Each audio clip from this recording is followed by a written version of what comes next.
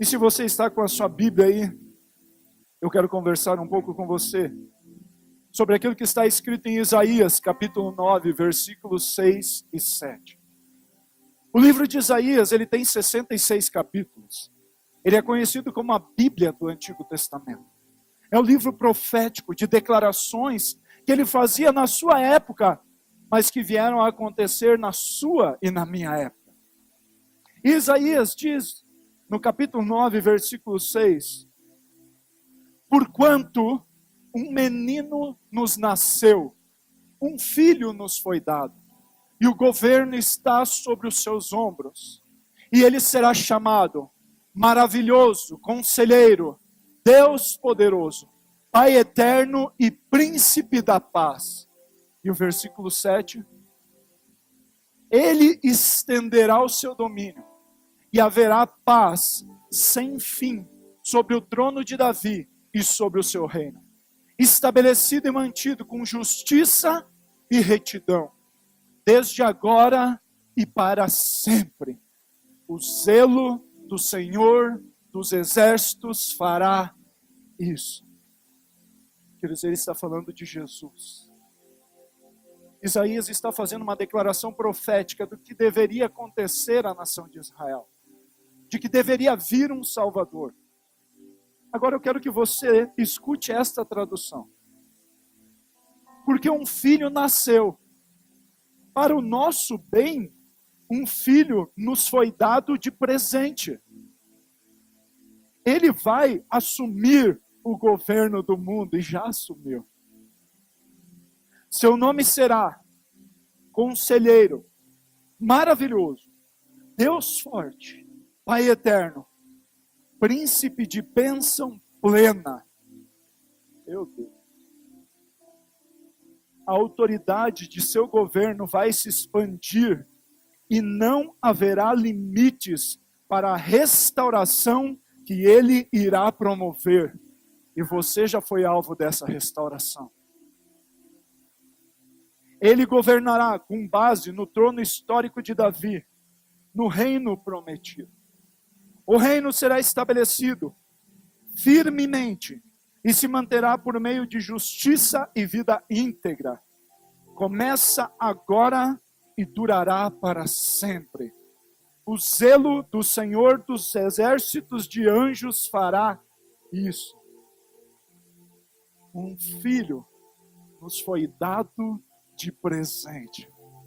A você e a mim, para o nosso benefício, para a nossa restauração, para a transformação da nossa vida, para a mudança da nossa história,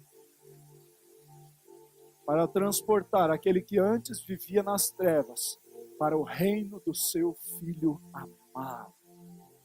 Queridos, Isaías está fazendo uma declaração profética do que deveria acontecer, de que Jesus deveria vir ao mundo, de que ele viria e ele seria, o seu caráter se demonstraria como Conselheiro, Maravilhoso, Deus Forte, Pai Eterno, Príncipe de bênção plena, ou Príncipe da Paz.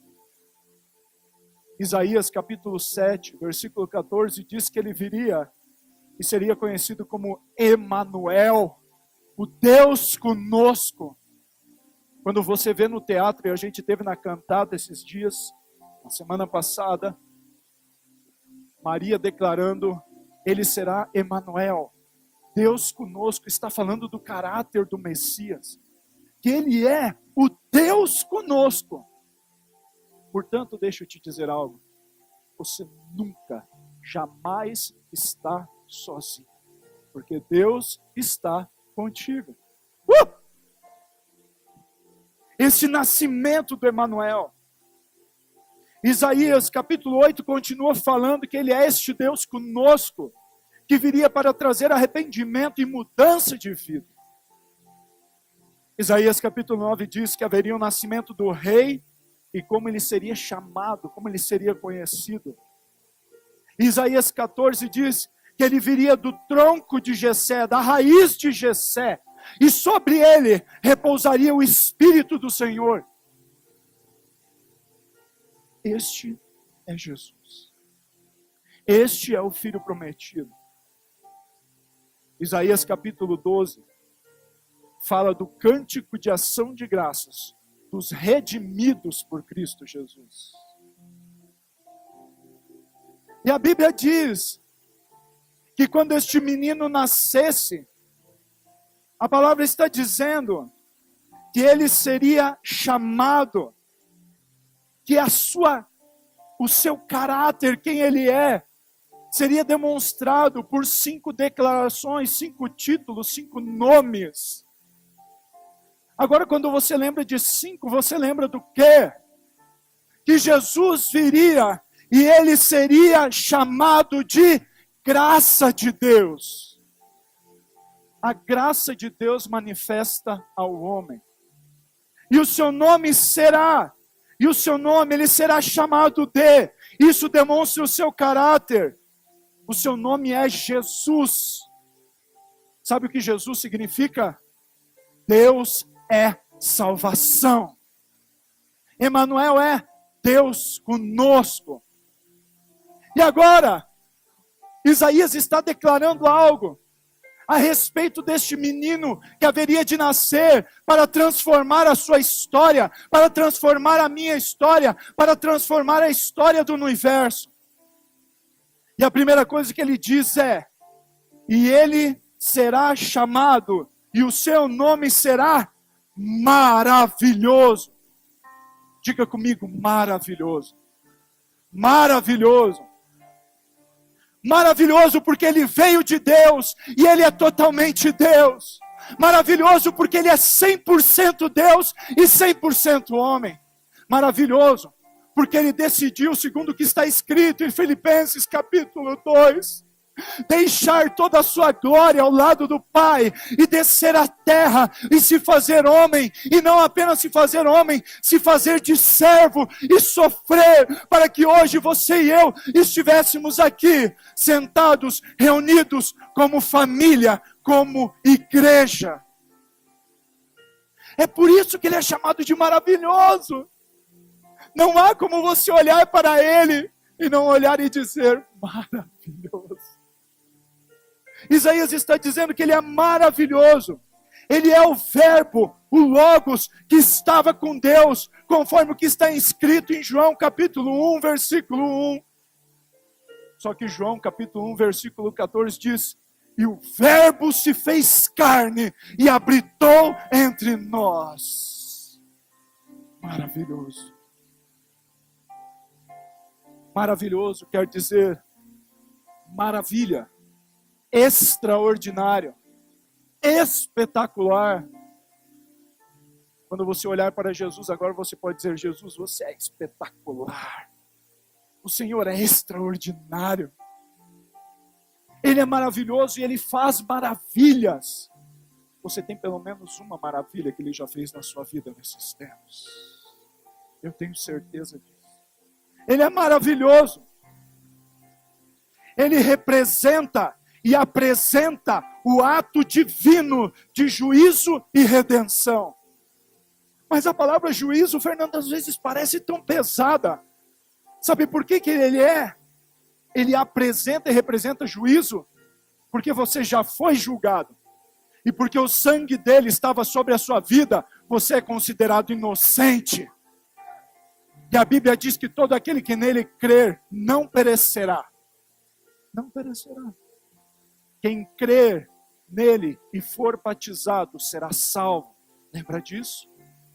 O sangue dele está sobre a sua vida, você já foi julgado. E olha para a pessoa que está do seu lado. Ela foi encontrada agora inocente, santa. E redenção fala de pagamento do que ele entregou no seu lugar e no meu lugar.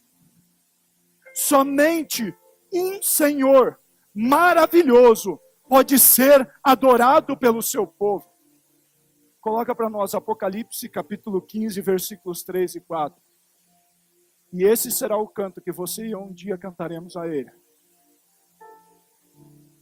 E cantavam o cântico de Moisés, servo de Deus, e o cântico do Cordeiro, dizendo, grandes e admiráveis são as tuas obras, Ó Senhor Deus Todo-Poderoso, justos e verdadeiros são os teus caminhos, ó Rei dos séculos. Quem não te temerá, Senhor, e não glorificará o teu nome? Pois só tu és santo. Por isso, todas as nações virão e se prostrarão diante de ti, porque os teus juízos são manifestos. Este é o Senhor maravilhoso que você e eu servimos.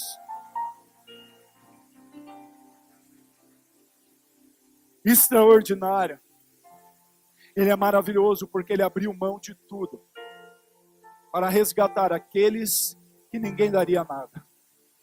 Ele é maravilhoso porque abriu mão de tudo e da sua glória e decidiu liberar que a glória dele fizesse parte da sua vida e da minha vida.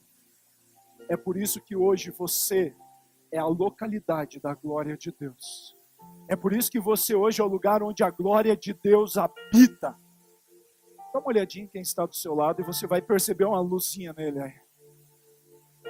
A glória de Deus sobre a vida do seu irmão e da sua irmã. A glória de Deus! Ele é maravilhoso, só que ele não para aí. Isaías continua dizendo, ele é conselheiro. Conselheiro, querido, é aquele que aconselha, que orienta, que direciona.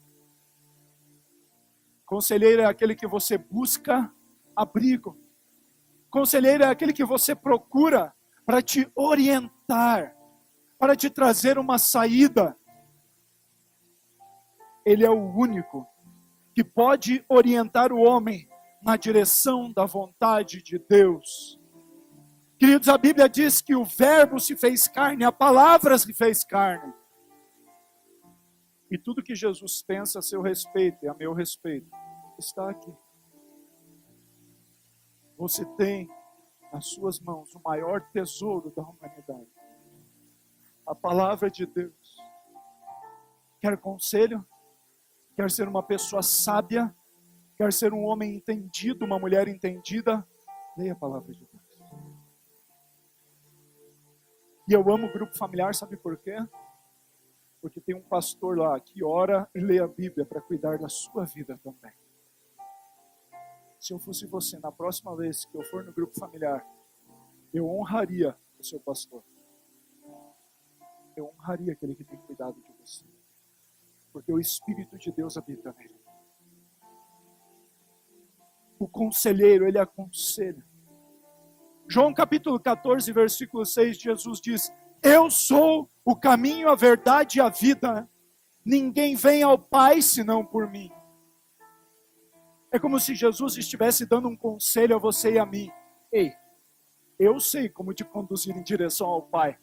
Porque eu e o Pai somos um e eu conheço o caminho. Porque eu sou o caminho.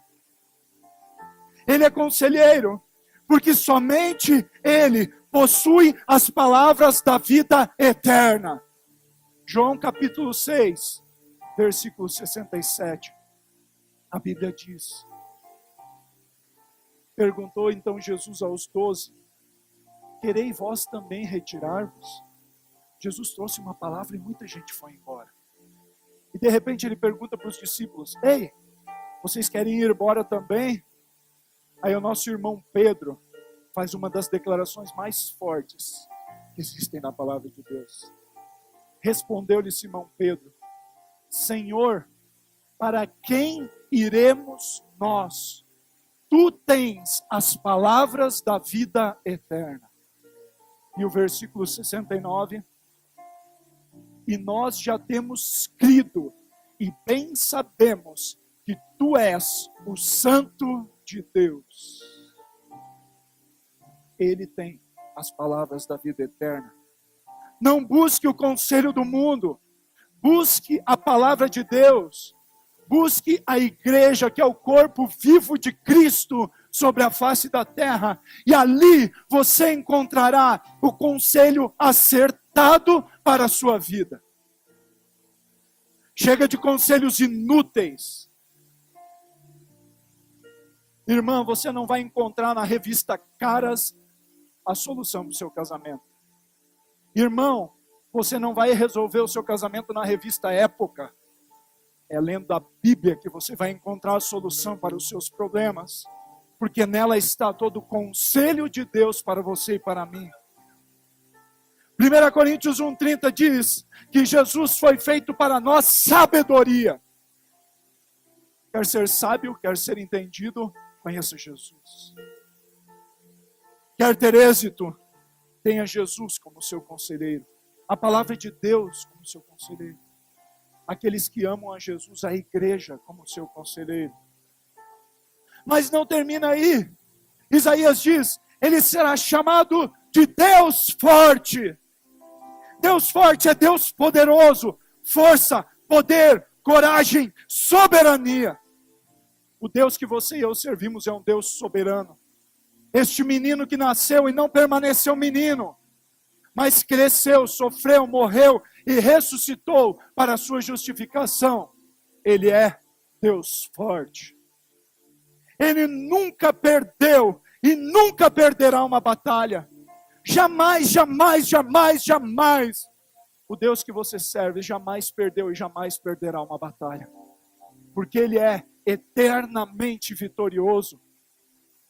Ele é o campeão de todas as batalhas. Aquele que anda com um Deus forte não tem medo, pois sabe que será vencedor sempre. Não interessa a situação que você está passando. Receba isso no seu coração. Você é vencedor sempre. Você é sempre vencedor. Romanos capítulo 8, versículo 31, Paulo diz, se Deus é por nós, quem será contra nós? Sabe o que ele estava dizendo? Se Deus, que está acima de tudo, que é eterno, campeão, que está conosco, que nos é favorável, que está ao nosso lado e está, qual pessoa, ou demônio, ou situação, ou doença será contra você e contra mim? Nada, porque Ele está conosco. Você será vitorioso em cada uma delas. Pensem nisso. Todos os pecados perdoados. Todos. A lista toda apagada. Você lembra dos seus pecados?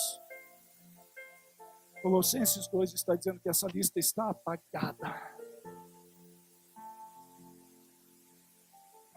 Todos os pecados perdoados, a lista toda apagada, a velha ordem de prisão cancelada e pregada na cruz de Cristo. Ali, Ele desapossou todos os tiranos espirituais do universo de sua autoridade falsa e os obrigou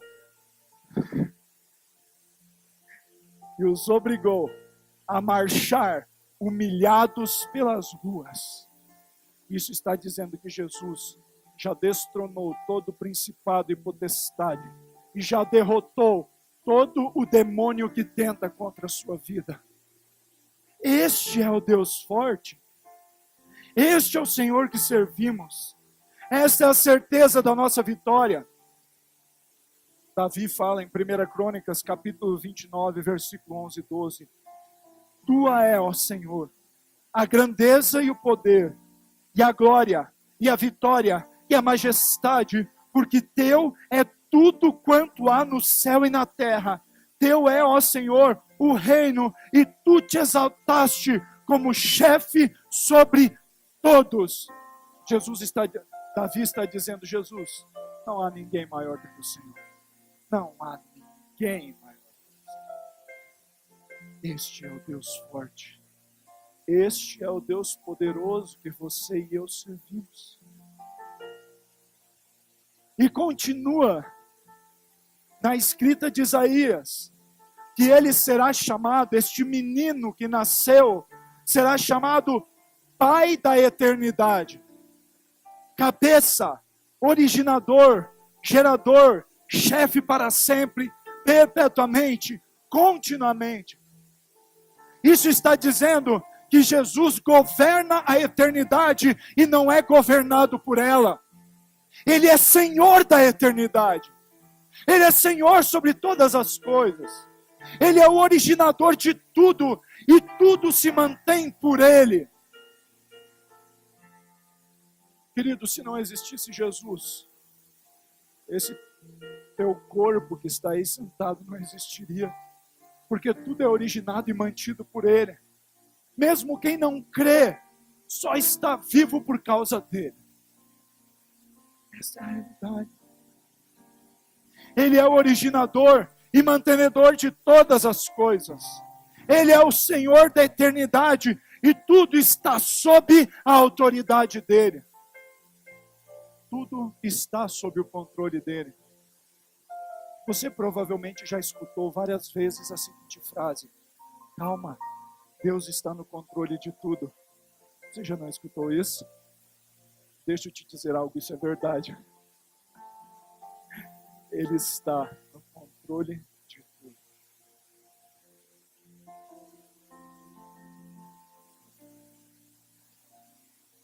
Quando fala que Ele é Senhor da eternidade, João escreve em Apocalipse, capítulo 1, versículo 4, Ele é o que era, o que é e que há de vir. Isso quer dizer que Ele comanda todos os tempos e todas as dispensações, os períodos, e sempre foi Deus, sempre será Deus, nunca deixará de ser Deus, nunca perderá sua autoridade, nunca deixará de governar sobre todas as coisas. Como você e eu, nós estamos num tempo chamado Cronos, que é contado, que você pode mensurar. Você já contou até agora 358 dias? 359, porque sábado será dia 1º, não, dia 31. Você contou 358 dias até agora. O tempo que você e eu vivemos é contado, contabilizado. Mas o Deus que você e eu servimos, Ele é ilimitado, porque Ele vive num tempo chamado Kairos, que não tem início nem fim. Eu quero contabilizar, eu quero pensar desde quando Deus existe. Não tem como. Porque Ele é sempre eterno. Sempre existiu. Ele não tem princípio e nem fim de dias. A sua idade não pode ser contada. Você e eu somos limitados pelo tempo. Mas o Deus que você e eu servimos é ilimitado. Ele não é restrito ao tempo. Isto quer dizer que Ele sempre será o chefe de todas as coisas. Ele sempre governará sobre tudo. E Isaías continua dizendo que este menino que haveria de nascer seria chamado de Príncipe da Paz, Príncipe da bênção plena. Sar Shalom, o Príncipe da Paz, o governante, líder, comandante, nobre, soberano, daquilo que é completo, total, seguro, contentamento por meio de aliança. Quando Isaías escreve isso, ele está dizendo que Jesus, Ele é o soberano que pela aliança que temos com Ele, nos concede paz, segurança. O salmista fala no capítulo 4, no Salmo 4, versículo 8, em paz me deito e logo adormeço, pois só Tu, Senhor, me fazes repousar seguro. Sabe o que isso quer dizer? Que somente Ele te concede a paz necessária para descansar. Sabe por que você põe a cabeça no travesseiro e dorme e descansa? Porque você está seguro naquele que é o príncipe da paz. Eu quero paz Quando eu digo que eu quero paz, eu estou dizendo eu quero segurança, eu quero saúde, eu quero sossego dos meus inimigos. Desfrutar de paz é desfrutar da segurança que há em Cristo Jesus. Sabe, uma das coisas que mais te traz segurança é que se hoje você dormir e acordar não mais vivo, você estará num lugar chamado paraíso. E passará a eternidade com Ele. Isso não traz segurança? Dá uma respirada assim.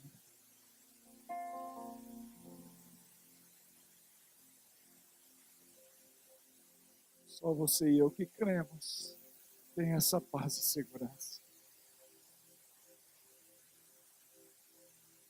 E quando ele fala que ele é o príncipe da paz, ele nos concede paz no espírito, na alma e no corpo. Ele concede paz no nosso espírito. Porque 2 Coríntios capítulo 5, versículo 18 diz, volta lá. Mas todas as coisas provêm de Deus, que nos reconciliou consigo mesmo por Cristo e nos confiou o ministério da reconciliação. Por que você tem paz no Espírito? Porque você foi reconciliado com Deus. Aquele que estava distante, agora está perto. Aquele que estava em guerra, agora está em paz. E Efésios capítulo 1, versículo 13 diz que quando Ele nos reconciliou consigo mesmo em Cristo, e você aceita este presente, você foi selado com o Espírito Santo da promessa. Sabe por que você tem paz? Porque o Espírito Santo habita a sua vida agora. E Ele fala ao seu espírito, ei, eu estou contigo. A reconciliação já foi feita. Fique sossegado. Ele traz paz na sua alma. João capítulo 1, versículo 29, quando João Batista diz, olhando para Jesus, eis o Cordeiro de Deus que tira o pecado do mundo. Ele está dizendo que há paz para a sua alma. Porque quando o seu pecado é apagado, quando a lista de pecados é apagada, quando o problema do pecado é resolvido, você pode viver sem culpa, você pode viver sem medo, você pode viver sem rejeição, sem tristeza, sem angústia, sem depressão e sem pânico. Ele traz paz à sua alma, Ele traz paz à sua mente, Ele traz paz às suas emoções. Segurança nas suas emoções. E Ele traz paz, segurança, saúde, bem-estar ao seu corpo. Romanos capítulo 8, versículo 11 diz que aquele que ressuscitou Jesus Cristo dentre os mortos por meio do Espírito, e se o Espírito daquele que dos mortos ressuscitou Jesus habita em vós, aquele que dos mortos ressuscitou a Cristo Jesus, há de vivificar também os vossos corpos mortais pelo seu Espírito que em vós habita. A Bíblia está dizendo que há paz, que há saúde, que há bem-estar, que há segurança para a sua vida, para o seu corpo, para a sua saúde plena. Bem-estar, perfeita saúde. E João diz isso de outra forma.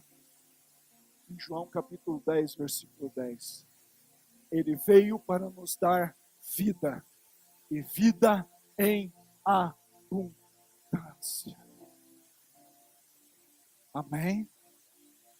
Este é o Senhor, este é o menino do qual Isaías diz, porque um menino nos nasceu, um filho nos foi dado, e o governo está sobre os seus ombros, e ele será chamado maravilhoso, conselheiro, Deus poderoso, Pai eterno, príncipe da paz.